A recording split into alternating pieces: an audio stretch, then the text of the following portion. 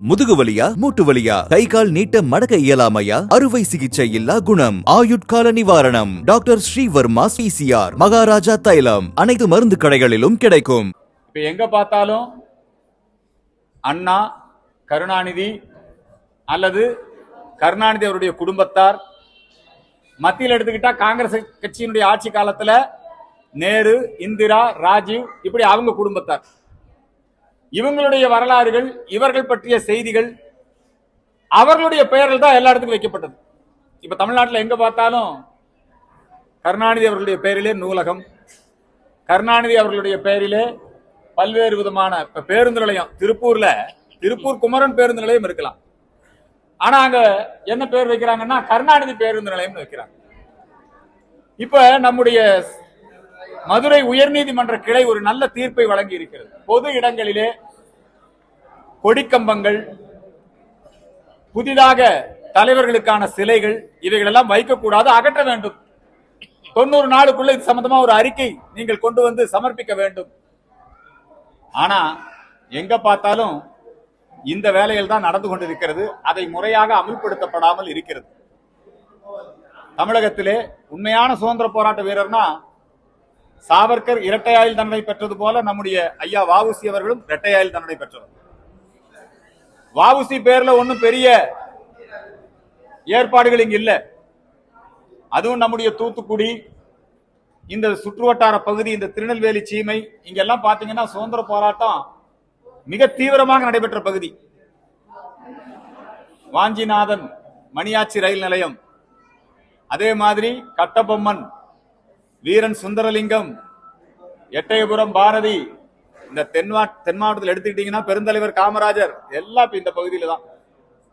ஆகவே இந்த பகுதியிலே சாவர்கர் குறித்து பல்வேறு விதமான அவதூறு பிரச்சாரங்களை தொடர்ந்து இண்டி கூட்டணி கட்சியினர் செய்து கொண்டிருக்கிறார்கள்.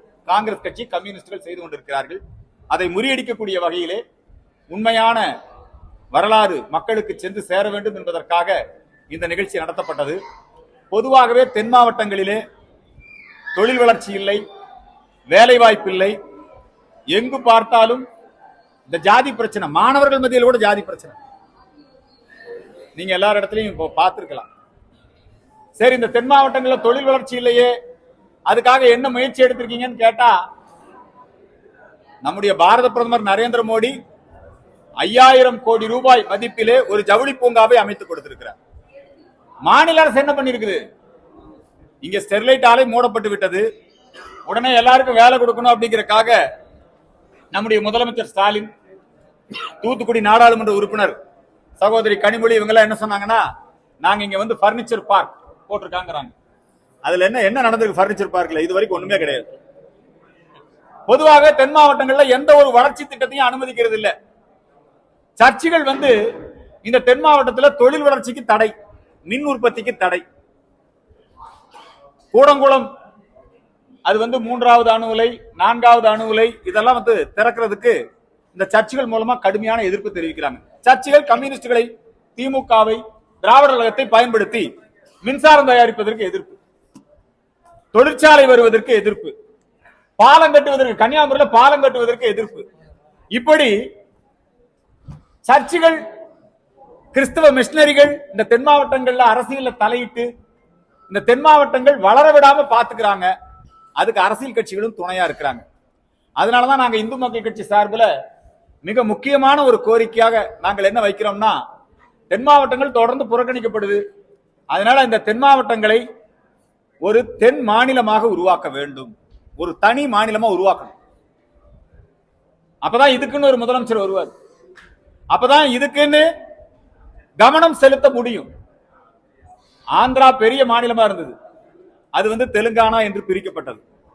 அடல் பிகாரி வாஜ்பாய் அவர்களுடைய ஆட்சி காலத்திலே உத்தரப்பிரதேசம் பெரிய மாநிலமாக இருந்தது, பீகார் பெரிய மாநிலமாக இருந்தது, புதிய மாநிலங்கள் உருவாக்கப்பட்டது. இப்ப நாங்கள் வைக்கின்ற இந்த கோரிக்கையை பாட்டாளி மக்கள் கட்சி ஆதரிக்கிறது. சிறிய மாநிலங்கள் உருவாக வேண்டும்.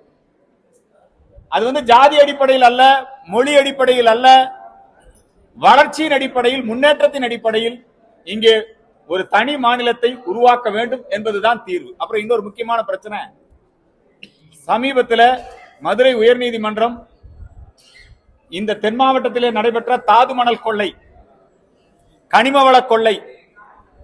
இதுல 5000 கோடி ரூபாய் அபராதமே விதிச்சிருக்கான். அப்படின்னா அப்ப எத்தனை கோடி ரூபாய்க்கு ஊழல் நடந்தது? சிபிஐ விசாரணைக்கு உத்தரவிட்டு இருக்கிறது. ஆனா இந்த கவர்மெண்ட்டுக்கு, திமுக அரசுக்கு வெக்கமே கிடையாது. அவர்கள் மேலும் இந்த கனிம வள கொள்ளை தொடர்வதற்கு தான் இங்க அனுமதி கொடுத்து கொண்டிருக்கிறார்கள்.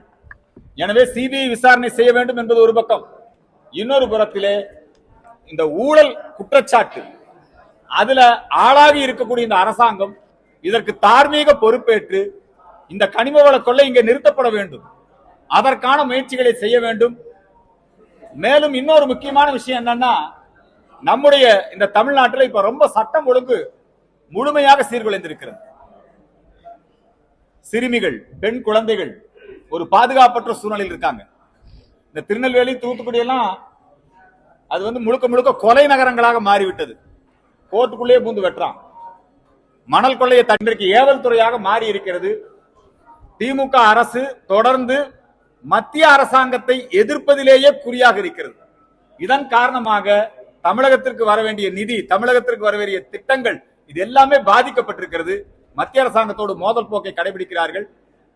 இப்ப எல்லாம் ரொம்ப பெரிய அளவுல நாங்க இந்திய எதிர்ப்பு போராட்டம் நடத்த போறோம், நாங்க எல்லா தியாகமும் செய்ய தயாருங்கிறாங்க.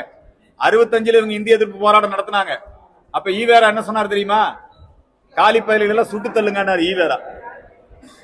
அண்ணாதுரை எனக்கும் இந்த போராட்டத்துக்கு சம்பந்தம் இல்லைன்ட்டாரு, மாணவர் போராட்டம். ஆகவே திமுக வேணும்னே மாணவர்களை, இளைஞர்களை மிக தவறாக வழிநடத்துகிறது. இந்த நிலைமை மாற வேண்டும்.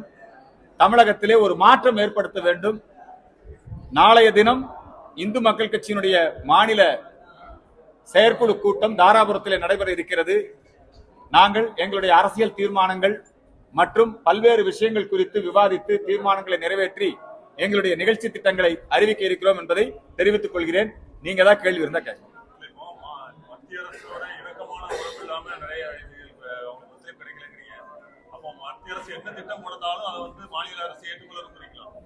மத்திய அரசு எந்த நல்ல திட்டம் கொண்டு வந்தாலும் மாநில அரசு செயல்படுத்தணும் இல்ல, அதுக்கு தானே மாநில அரசு. மத்திய அரசு ரொம்ப அற்புதமான திட்டம். மோடி மருந்தகங்கள் எங்க பார்த்தாலும் இருந்தது, பிரதம மந்திரி மருந்தகங்கள். அதுல நல்ல பேர் பிஜேபிக்கு வருது. தென் மாவட்டங்கள்ல பிஜேபி வளர ஆரம்பிச்சிருச்சு. உடனே ஸ்டாலின் பேர்ல மருந்தகங்கள். இப்போ மத்திய அரசு அனைவருக்கும் வீடு கட்டும் திட்டம், நிறைய பேர் பயனடைஞ்சாங்க. உடனே இப்ப கருணாநிதி வீடு கட்டும் திட்டம். மத்திய அரசு ஒரு நல்ல திட்டத்தை கொண்டு வந்தது, விஸ்வகர்மா யோஜனா திட்டம். அதை உடனே பேர் மாத்தி போட்டிக்கு கருணாநிதினா கலைஞர் கைவினைஞர் திட்டம். இப்படி மத்திய அரசு என்ன பண்ணாலும் நல்லது. இந்த போட்டியை நான் ஆரோக்கியமானது வரவேற்கிறேன். நீங்க மருந்து எப்படியோ மக்களுக்கு குறைந்த விலையில கிடைச்சதுன்னா மகிழ்ச்சி தான். வீடு கட்டக்கூடிய அந்த உதவி எல்லா மக்களுக்கு கிடைச்சா மகிழ்ச்சி தான். இந்த திட்டங்களை போட்டி போடுங்க, நான் வரவேற்கிறேன். ஆனா இவங்க எதுல போட்டி போடுறாங்கன்னா, மத்திய அரசாங்கம் இங்க ஒரு கல்விக் கொள்கையை அமல்படுத்துது. மத்திய அரசாங்கம் இங்கே பிரதமர் ஸ்ரீ ஸ்கூல் அதுக்கு ஒரு ஃபண்ட் ஒதுக்குது. அந்த திட்டத்தை செயல்படுறேன்னு கையெழுத்து போட்டுட்டு, ஆனா அதுக்கப்புறம் என்னங்கிறாங்க, அதை செயல்படுத்தாமையே. உங்களுக்கு தெரியும், சென்னை மாநகராட்சி ஊழல், மஸ்டர் ரோல் ஊழல். வேலைக்கு ஆள் வர்ற மாதிரி கணக்கு காட்டி இவனே சம்பளத்தை எடுத்துக்குவான். அதாவது கிணறு வெட்டினதா கடன் வாங்கிட்டான், ஆனா கிணறு இல்ல. அது மாதிரி பிஎம்சி ஸ்கூல் நடத்தாமையே 2 வருஷம் பணம் வாங்கிட்டான், ஆனா ஸ்கூல் நடத்தல. அப்ப எப்படி கொடுப்பாங்க? இவங்க வேண்டுமென்றே உள்நோக்கத்தோடு இதை செய்கிறார்கள். இவங்க ஒன்றும் தனி அரசாங்கம் கிடையாதுங்க. இந்தியாங்கிறது ஒரு அரசாங்கம். அந்த அரசாங்கம், மாநில அரசாங்கம், அதுக்கப்புறம் மாவட்ட நிர்வாகம், இப்படிதான் இருக்குது. இது ஒரு நிர்வாக பொறுப்பு. மக்களுக்கு நல்லது செய்யறதுக்காக எம்ஜிஆர் இருந்தாரு. ஏன் கருணாநிதி அவர்கள் இருந்தாங்க, மத்திய அரசாங்கத்திலே இருந்தாங்க. இணக்கமான போக்கத்தான கடைபிடிச்சாங்க. நீ இப்ப வேண்டும் என்று உள்நோக்கத்தோடு இன்றைக்கு இவங்க மத்திய அரசாங்கத்தோடு மோதலை கடைபிடிக்கிற காரணத்தினால் திமுக பிரிவினை பாதையிலே சென்று கொண்டிருக்கிறது. இது நாட்டுக்கு ரொம்ப ஆபத்தானது. நாங்க நாளைக்கு இந்த செயற்குழு இது பத்தி தான் நாங்க நிறைய விவாதிக்க போறோம். இந்த திமுகவே தடை செய்யப்பட வேண்டிய ஒரு அமைப்பாக மாறிக்கொண்டிருக்கு. திமுக தேர்தல்ல போட்டியிடுவதற்கு அரசியல் கட்சி அந்தஸ்தையே பறிக்கணும். ஏன்னா இந்தியா ஒரு நாடு ஒத்துக்க மாட்டேங்கிறானே. இந்தியாவை ஒன்றியம், இந்திய அரசாங்கத்தை எதிர்க்கிறான். ஏங்க, உக்ரைன்ல இருக்கக்கூடிய மாணவர்களை யார் மீட்க முடியும்? மத்திய அரசு செய்ய முடியும். உடனே இவன் போட்டிக்கு அயலகத்துறை அப்படின்னு ஒண்ணு வச்சு இங்க இருந்து பஸ்ல போய் டெல்லியில் இறங்கினவங்களை கூட்டிட்டு விட்டுட்டா இது என்னது? நீங்க அயலக அணின்னு எதுக்கு வச்சிருக்காங்கன்னு பார்த்தா கடைசியில அது மெத்தபடமைன் கடத்துறதுக்கு, போதைப் பொருள் கடத்துறதுக்கு தான் அது பயன்படுது. இப்ப அந்த அயலக அணியில போதைப் பொருள் கடத்தினவன் திமுக பொறுப்பாளர். சென்னையில அண்ணா பல்கலைக்கழகத்துல அவர் வந்து யார் அந்த சார்னு பார்த்தா கடைசியில திமுக தான் போய் முடியுது. அதனால இவங்க வந்து திமுக வந்து நரேந்திர மோடிக்கு கருப்பு பூனை படை பாதுகாப்பு, நரேந்திர மோடிக்கு மாதிரியே எங்களுக்கும் வேணும்னு சொல்லி போலீஸ்ல இவங்க என்ன பண்றாங்கன்னா அவங்களுக்கு கருப்பு துணியெல்லாம் தைச்சு கொடுத்துங்க.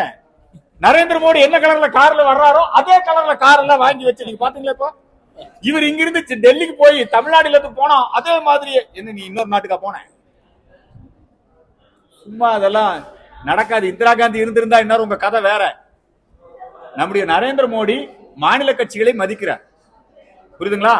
அதனால உங்களுக்கு மரியாதை கொடுத்து வச்சிருக்காரு. உள்துறை அமித்ஷா கிட்ட நாங்க இதெல்லாம் கம்ப்ளைண்ட் கொடுக்கிறோம்.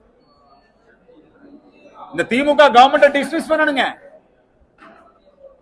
ஏங்க அரசியல் சாசன பிரிவு 356 பயன்படுத்த வேண்டும். என்ன காரணம்? கோர்ட் கிளியரா சொல்லுது. கோர்ட் 5000 கோடி ரூபாய் ஊழல் நடந்திருக்கியா? கனிம வள கொள்ளை, தாது மணல் கொள்ளை, அரசாங்கம் சம்பந்தப்பட்டிருக்குது. 5 கலெக்டர் போறான், அந்த கலெக்டர் நீதிமன்றத்துக்கு போய் சாட்சி சொல்ல மாட்டேங்கிறான்.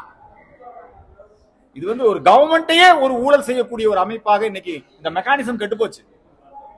அதனால இது மத்திய அரசோட மோதல் போக்குல இவங்க பிரிவினை பாதையில சென்று கொண்டிருக்கிறார்கள். அண்ணாதுரை பிரிவினை பாதையிலே சென்று கொண்டிருந்த அடைந்தால் திராவிட நாடு, அடையாவிட்டால் சுடுகாடு எல்லாம் பேசிட்டு இருந்தாங்க. ஆனால் அண்ணாதுரை பிற்காலத்தில் என்ன சொன்னார்னா திராவிட நாடு கோரிக்கை கைவிட்டோம் அப்படின்னாரு.